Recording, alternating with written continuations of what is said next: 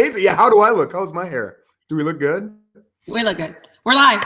We're live. All right, guys. I am so excited to have Veronica on today. I met Veronica for the first time down in Key West, and it was a room filled with absolute studs in real estate. And I've told the story a couple times, but this was not one of those events where you go to and they tell you how to get the listing. It was an event where they told you how to take your 50-person team to a 100-person team.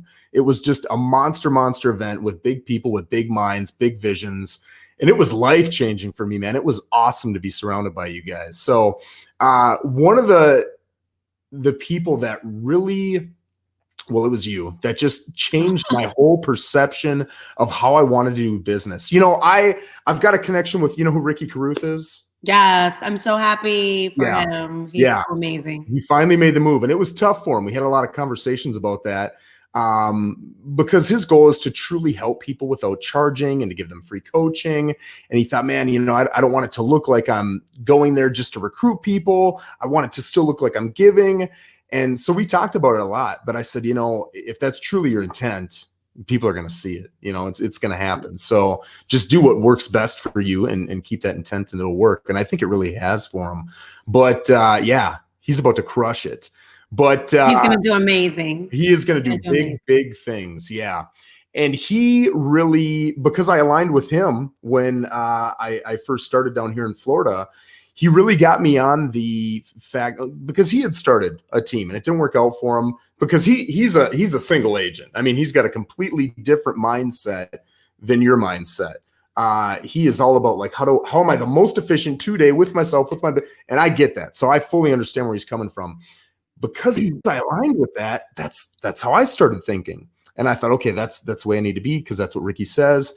And you got up and completely just blew me away with the passion that you have for the people on your team, the love that you have for the people on your team. I don't even know or think that there was anybody on. Was there anybody on your team there? No.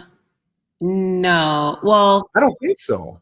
No, not directly. I had a couple growth partners who know my team and who have experienced our growth, who are from our market. And, you know, that's the hardest thing, is when you talk about what you're doing and you have people who have witnessed your growth or know what you do day in and day out, you better come with the truth, because they'll call you out. And we didn't necessarily have anyone from our team per se, direct team members of the Figueroa team, but we had people who know of our team. We had a really big group from Orlando, so they could have called me out on my bullshit all day long. But yeah. I don't think there's a lot of bullshit to make up there. I mean, everything I've heard about you has been absolutely phenomenal.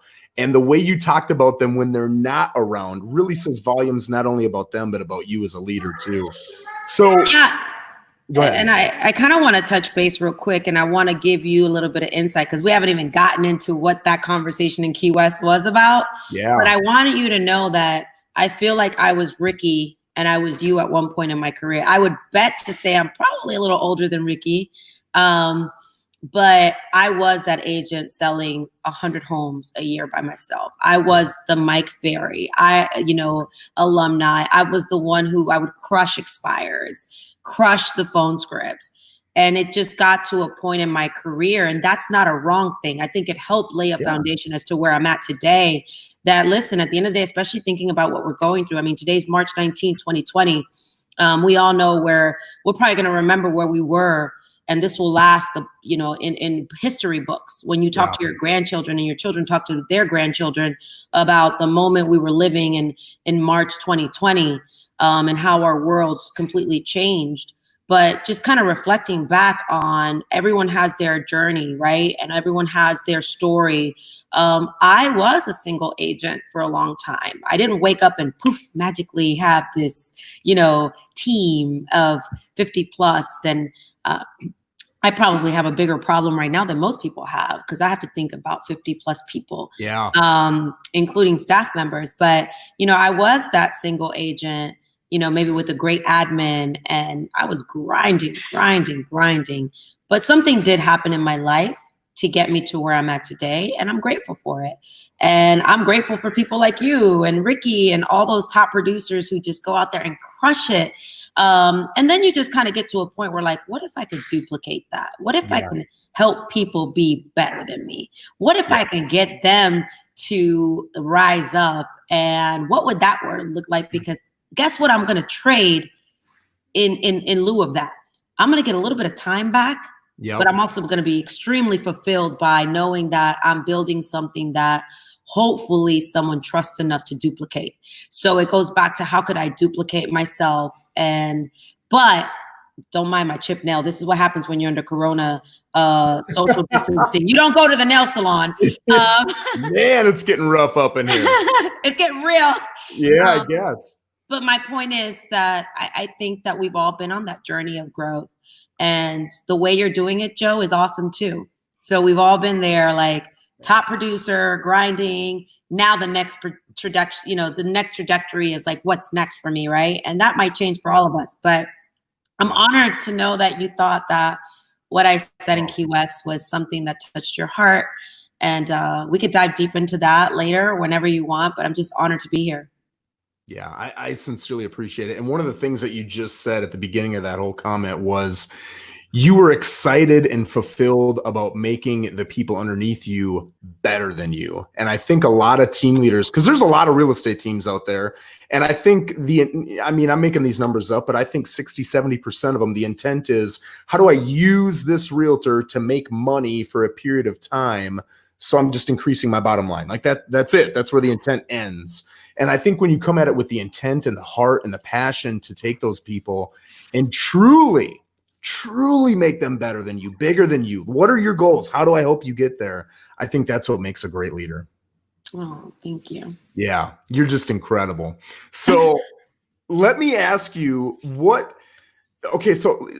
size of your team. How many people you got on? What did your sales look like last year? Tell me a little bit about the size of your team.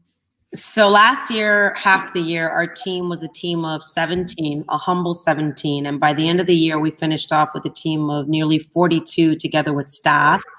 The majority of the production, which was done by my core team of less than 20, we did 429 transactions, right around 130 million.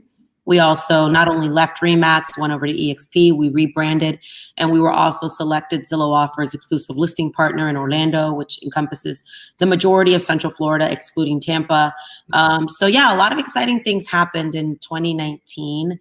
That's why we did ramp up. We went from 17 to over almost 40 agents, and the rest are staff to support the volume that we have together also with our acquisitions team. Hopefully we're on track this year to do over 250 million, well over 800 transactions. Hell yeah. I love that, man. I love that.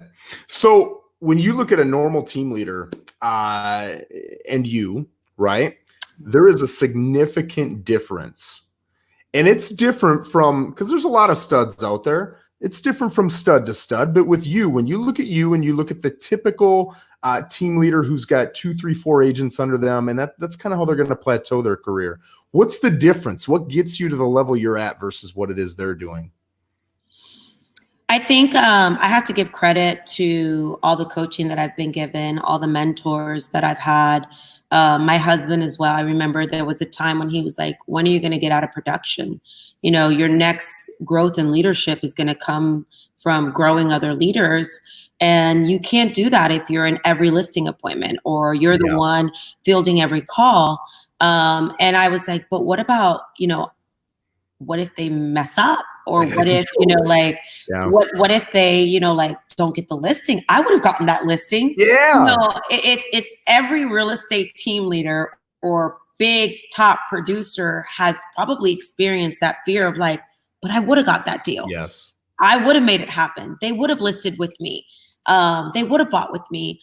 But there's a point where you have to say, in your leadership, you have to trust the process.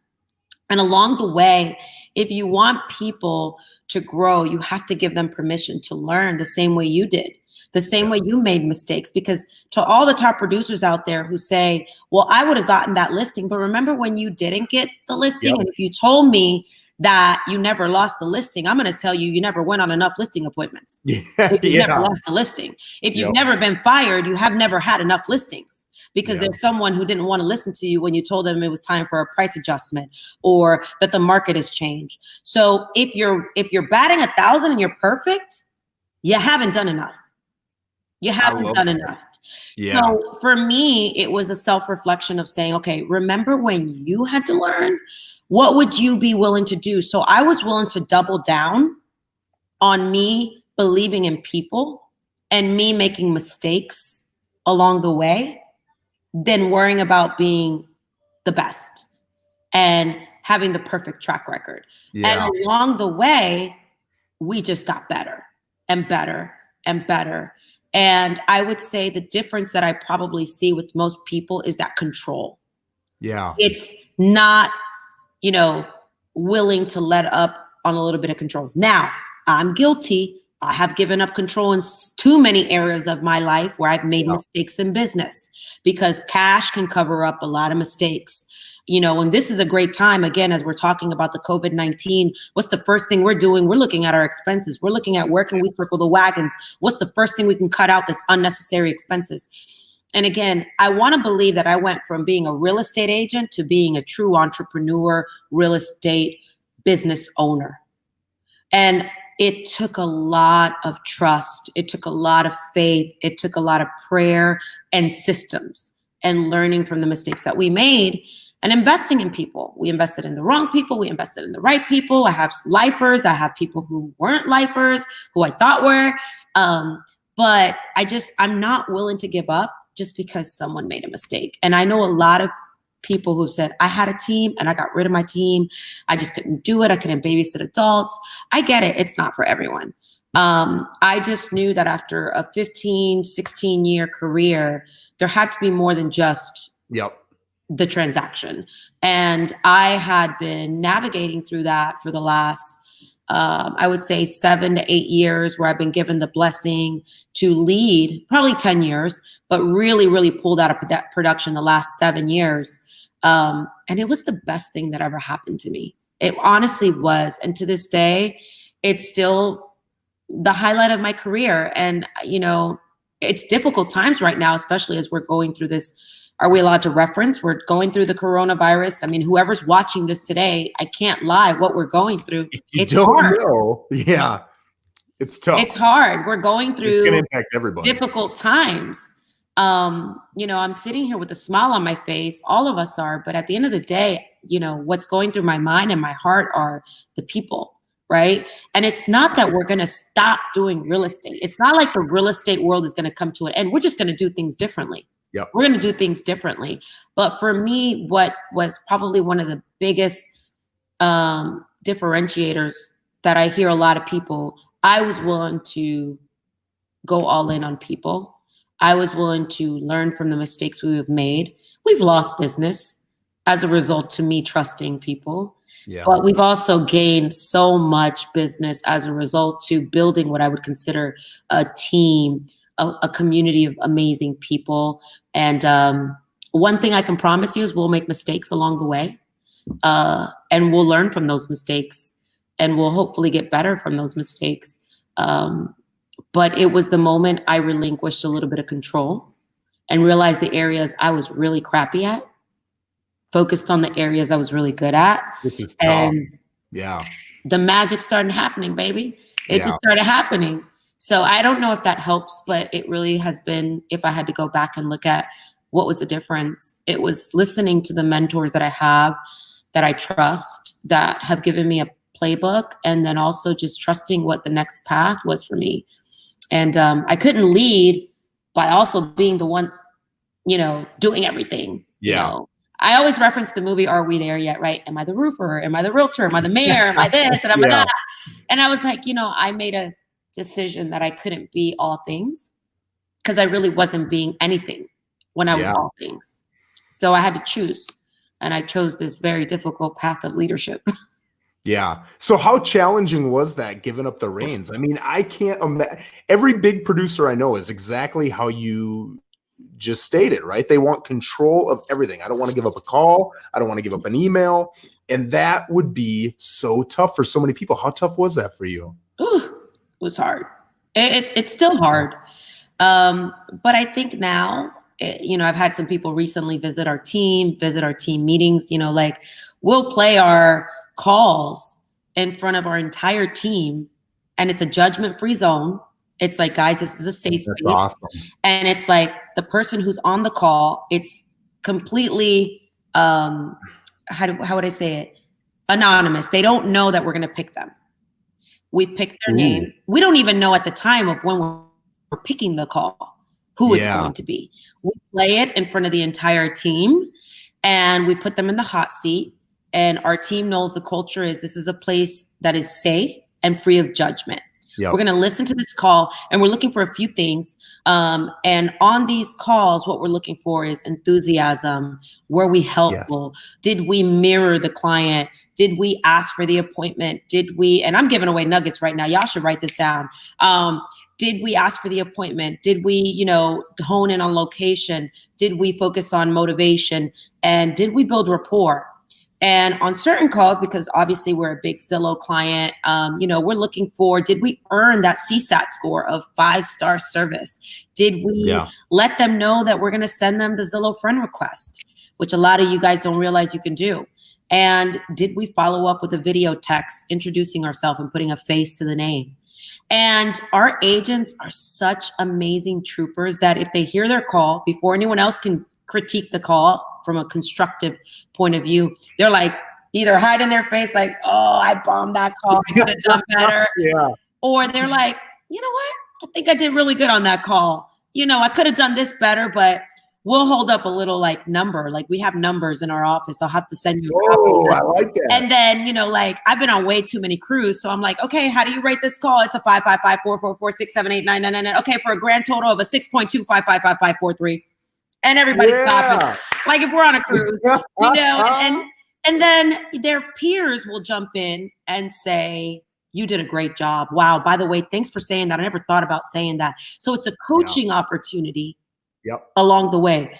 Don't you think, Joe, that I might listen to some of those calls and say, I would have said this differently. I would have said this. But I am not a good leader if I do not give them a space to learn. If I don't give them a place to really assess what they've done and lead by example. And I think that that's where I've learned. Like before I used to be like, oh my God, but if I put them on the spot, they'll leave me, or they'll think I'm mean. Now it's like, this is the standard. This is the culture. And I trust the process.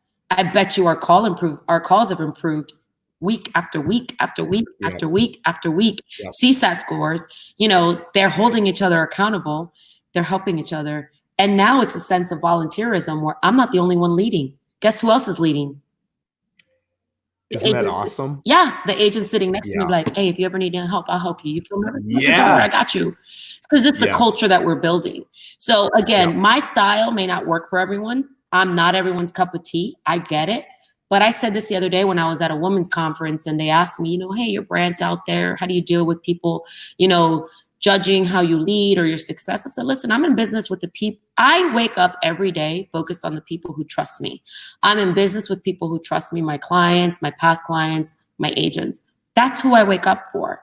And if there's someone who's going to be out there, because there's always going to be someone who will judge what you're doing, I can't focus on that. I have to focus on the people who trust me. And that's who I'm. Amen. Yeah. I love that. That's what it's about. So looking at your team, right? You get an agent that comes to your team and you're interviewing them, but they're interviewing you. It's a two-way process. What is the value proposition for your team to that agent? And why would someone, like you said, I'm not everybody's cup of tea. Who are you not their cup of tea? Oh gosh, you would ask this question. It's okay. So I think we might have a different conversation a month from now. As things continue to change. But where we're at, we're very blessed where we're at. We get a lot of inbound people who want to join our team. We have a unique value proposition. We're out there. We invest a lot in leads, coaching, development. I mean, John Cheplack's my coach. My team gets coached by them every week. There's a lot of value that, we could put it on paper and it's pretty hefty. But I don't want to focus on the leads. I want to focus on what I can do with them, with the partnership that we can build. And the person who I'm not for is the person who says, how many leads am I going to get and what's my split? That's not the person I want to be in business with. Now, we now have a process. We're a little bit more selective. If you are an inbound person who wants to join our team, you have to submit a video. You have to submit a video as to why you want to join our team, what you know about our culture, what you know about us. And why you feel you would be a great representative of the Figueroa team. It's the first layer for us, because we want, number one, a couple things we're doing. Video is a big part of our world. And if you're not comfortable with video, I don't care how bad you look, the fact that you did it, it's a point for me. It's like, I want to be in business with you because you were able to overcome a fear. And those are the people I want to be in business with. Second, I want to know why you want to succeed. I want to know why you feel that this is the business for you. What you're looking for. Are you willing to commit?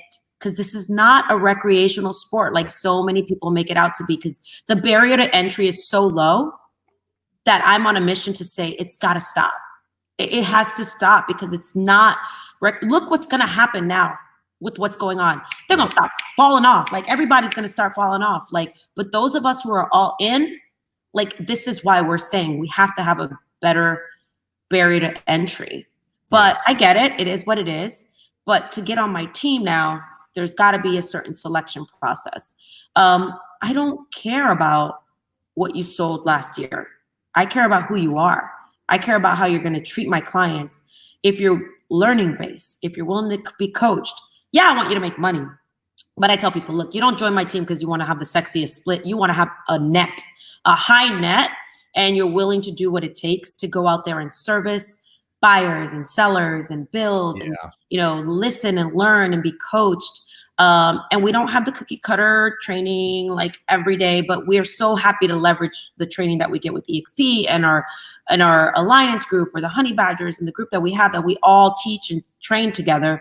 But for me, it's more the coaching and the accountability that they're going to get. And there's a lot of people who don't want to be accountable.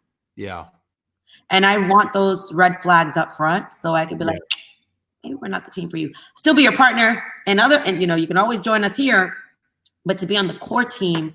And actually, I love having conversations with team leaders and brokers, because I was one, and I am one, who maybe just need help with accountability, and they just need help with structuring their team. That's my jam. It's like, okay, I can share what we've done right, what we've done wrong, and hopefully give you a little bit of clarity and inspiration that, we're all on this journey together.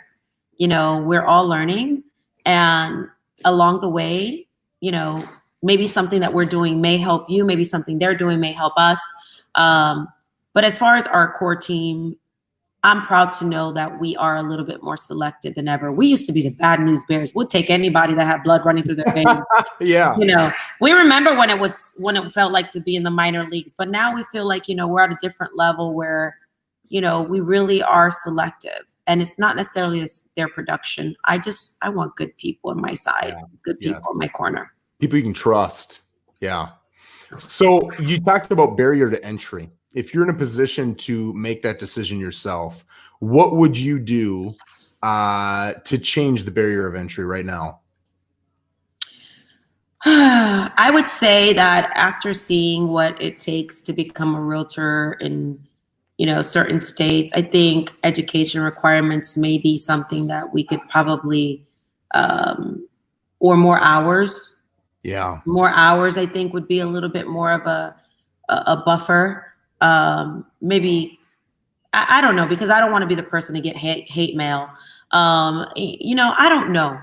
I don't sit on NAR's board. I don't sit on our local board as far as, the DBPR, but I truly know that this is such a precious industry that I love with my entire soul. It's raised my family. It's raised so many beautiful families. I just don't take it as a joke. So when it's good, everybody jumps in. When it's bad, everybody jumps out. And I just wish that our industry would be taken a little bit more serious. So we've got a lot going on right now, and that you just mentioned, right, with coronavirus and the stocks going up and down and rates going up and down and the Fed rate dropping. With all of that going on, what one or two big pieces of advice would you give to anybody in real estate to get through this next, whatever it is, 6 to 12 months? Because whenever this ends, even if it's 4 weeks, it's going to have ramifications for months, because there are people not making any money right now, losing their jobs, not going to school, and who knows if they're going to go back to school. And like, there's a lot happening that's going to impact everything a heck of a lot longer than however long it is we're shut down. So what would you tell any realtor when it comes to advice on what little changes you might want to make over the next few months here? You know, I don't have a crystal ball. I don't know what the future is going to look like, but all I could do is just share with you what we're doing. We're just reaching out to people from a human aspect, asking them how they're doing, what we can do to be there for them, whether it's providing resources and guides. We're in Disney. I mean, we're in Orlando. We're in the tourism capital. We're already seeing layoffs. We're seeing layoffs in the hotel industry, in the airline industry, in the hospitality and theme park industry. So this is real for us. Like, I'm not coming to you from a theoretical point of view, or like, this is what I think we would do. No, we're in this. So our conversations have been just checking in on you. How are you? Of course, real estate will follow. The conversation will follow because it's them. Hey, how's the market? Like, do you think I should refi now? Do you think I should sell now? What are my options? Is the real estate market on hold? So the conversation is very natural. I mean, we just put 10 contracts up in the last 72 hours. What we can share is that based on our experience, some buyers are still taking advantage of this market. Some have canceled. Some sellers are wanting to sell more than ever now. Others have put a hold on it. All we simply want to do is meet you where you're at. What can we do for you? What's your situation? No matter what it is, we're going to be here for you every single step of the way. And we're coming from a place of authenticity, because that's all we can do, because we're all in this together right now. I would be selfish to, like, my ISA, he's doing customer care calls right now. How are you? We're checking in on you. Of course, the inbound who are saying, I want to see this house. Hey, awesome. Based on what's happening, do you prefer virtual showings or do you prefer in-person? If so, we just have a little bit more stringent guidelines in order to show in-person homes. And we would hope that they would respect that, because our agents' safety matters too. Oh, yeah. So I think it's just a matter of, this is the new norm that we're going to have to go through as we adjust to everything that's happening. But I would say to any agent that's out there right now, come from a place of love, come from a place of serving people, because everybody has uncertainty. I have uncertainty. Joe, I'm sure you have uncertainty. You know, we're in a position that we're a little bit, I would say, blessed right now. We have an abundance of business right now, but we don't take that for granted. And what's the next good thing that we're going to do is just checking in on our people. My coach, John Cheplack, says that to us. It's like, we have to do the next right thing. Just be good to people. And I mean, we have our little goodie bags. I think I posted this the other day. I might be able to give you a screenshot of it. But it was just what we're doing with our showings. We're just being more conscious of our, let me see if I could share this real quick, of what we're doing. Can I share my screen? Probably. If you throw it up there, I think it comes up as an option for me on the bottom to share here. Oh yeah, there it is. Sorry. With our minds combined. Hold on, let me see, because you guys are going to see all my crazy windows open. But if I show you this here, hold on, share screen. Let's see. Hold on. Let's see if I do this. I got it. You got it? Okay. I got this. But can you see that? Yeah, 1 second. Joe? There we go. It's the Clean Home Initiative, like maybe little things like that during these times of needs, like what are the little things that we can do to just be better real estate professionals and minding what's going on right now in today's chaotic, uncertain world? Can we just be more conscious? I'd be happy to share our listing agreement. Our listing presentation that shows how we offer our sellers through different options: maximum exposure, maximum convenience, you got to get out now options, versus let's test the market. Like, I am an open book. And the reason I'm an open book is because I come from a place of abundance. And at the end of the day, you might copy me, but at the end of the day, it comes down to action. Yes. And, there's no secrets in this business. Yep. It's a matter of who's willing to take action and who's not. Yeah. I'm not perfect. And I hope that if I share this with you, you guys take more action than I ever did. Yeah. So I can share the link with you and they can have access to it, and kind of get a sneak peek as to what we're doing. Awesome, guys. I'll post that down in the comments, both on YouTube and Facebook. I really appreciate that. Thanks. Of course. So I was talking, I don't even remember who it was I was talking to this about. And I don't know if you're going to allow me to bring this up, but I guess we're live. So I'm gonna, the story about you, it was Remax, right? You were Remax? Yes. Leaving Remax. And there were two brokerages that I heard that you were looking at when you made the move, but you chose one over the other. And I don't know if the details I heard were true or not, but I thought, man, that was a heck of a decision to make. So I'd like to hear the story. How did that work and why did you make that decision? So I was given a couple of opportunities across, I would say, the board. It wasn't just one company. I had to make a decision, and it was difficult across the board. I could have went independent. I could have went to a couple big box brokerages as well. Some pretty awesome opportunities were presented, because of the risk that I was taking to leave the company that I had built my business on over the last 10 years, or almost 10 years. I think there was always going to be risk associated with it. I didn't know that we were in a real estate generation where people were making offers either. Yeah. I never thought I was worthy of one. That was just my silly, limited belief. Like I just want to follow you around and pump you up all day. I just love you. You're so sweet. But no, it wasn't coming from a place of ignorance. It was like, really? Like me? Like, you talking to me? Like, I'm just a girl who, is obsessed with real estate, or, and my passion for this industry is truly deeply rooted because of the opportunities that I've been able to be blessed with and the people I've been blessed with. Yeah.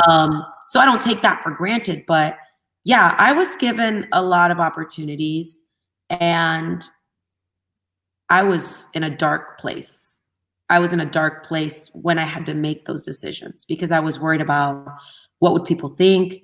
Am I making the right decision? Am I making the wrong decision? Oh my God, like this isn't supposed to be so scary. Oh, yeah. It's kind of like Deal or No Deal. Like if you open this door or that door or that door, like, is that the right decision? But I had to stay true to my heart.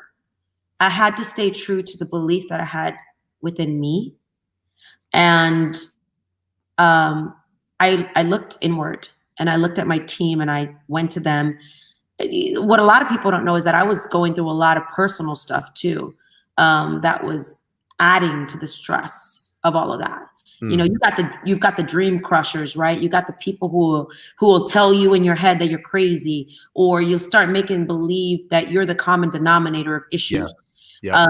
And I had to go to a really deep place in my life, in my heart, to say, what am I really trying to accomplish with this? What is my true purpose? And going back to what you said about Ricky Carruth, it goes back to, I wanted to coach and love people without having them swipe their credit card. I wanted to be able to use the influence and the blessing that God had given me to travel all over the country. I traveled to Canada. I traveled to Spain to share my story. And I knew that I wanted to be able to figure out a way of how I could be in business with people who resonated with me, who trusted me, who my story maybe inspired them to just say, there is a way that we could be partners. There is a way that we could be vested in your business, that we could be there for each other. And EXP was the answer for me. It wasn't about, who had the better tools, resources. Yeah. It was to me about who do I want to be in business with? Yes. The people who had been seeking out to help me grow when I was a nobody Yep. or when I thought I was a nobody. Yeah. The people who I felt had pat me on the back and be like, you're going to go far, you know, and who took the time to say, all right, you look good on paper, rock star, but like, where can I help you? Like, Yeah. and then now I know I get to pass that forward, right? I get to Yep. bless people forward with the same, like, look, you could be completely honest with me, the good, the bad, the ugly.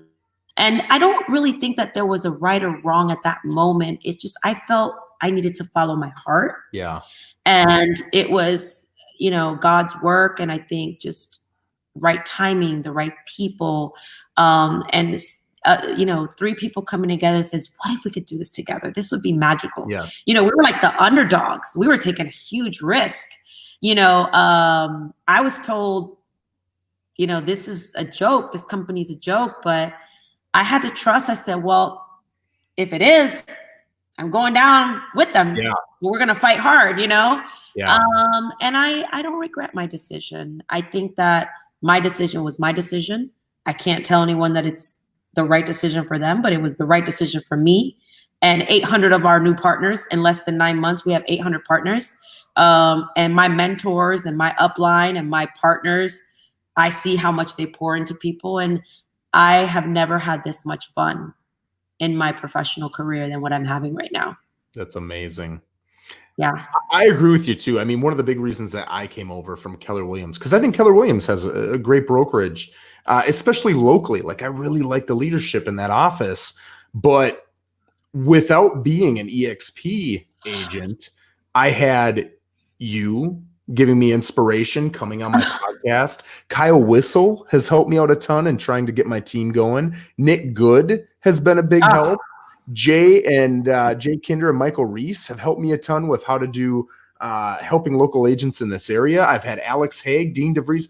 I've had so many people before I even came over who would in no way financially benefit from me coming over, help me.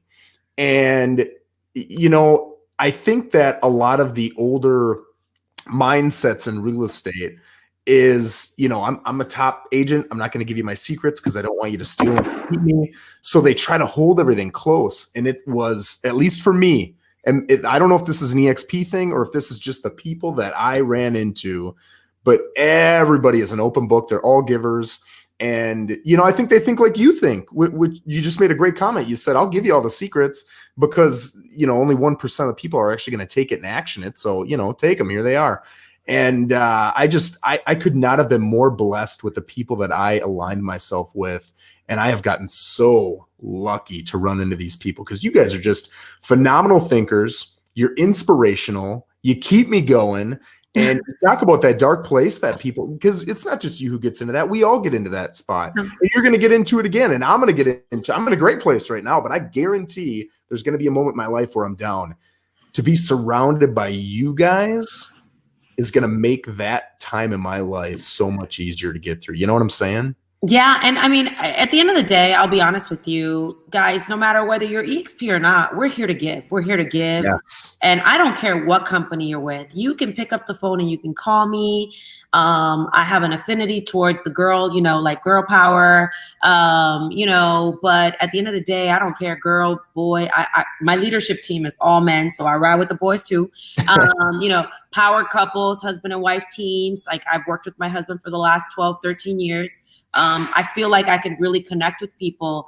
I don't care what company you're with. I simply know that this is the company that was right for me, for my personal goals, which was to know that what I was doing could meet the alignment of my goals for the future, and to where my husband would say, why are you traveling? Are they paying you a speaking fee? So now you know, like just different things. It was just special for me. It was the right timing for me. But I don't care where you're at. We're here to help. I really don't. And actually, I'm probably going to say something that's really out of line. And maybe maybe you need to tell your broker that you're speaking to someone for EXP. You're going to get a better split, or they're going to offer you money to stay. Or, I just want to help you get more money. I want to help you get a raise. Because at the end of the day, I know some companies that are throwing some dollars out there, and like, you deserve a piece of that. You deserve a piece of that before they're giving it to someone else to join, because you helped build the company. And I'm not just talking about one company. So if anything, do yourself a service and at least explore and have an open mind to understanding the opportunities that you're leaving on the table. And that's not me coming from a place of being